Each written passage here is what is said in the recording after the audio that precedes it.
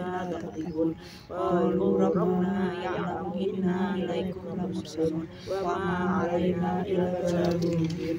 قالوا إنا تطيرنا بكم وإن لم تنتهوا لنرجمنكم وليمسنكم منا عذاب أليم قالوا طائركم معكم أئن ذكرتم بل أنتم قوم مسرفون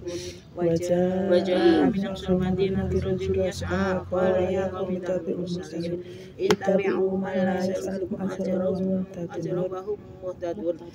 وما هي لا أعبد الذي فطرني وإليه ترجعون أفرأيتم من دونه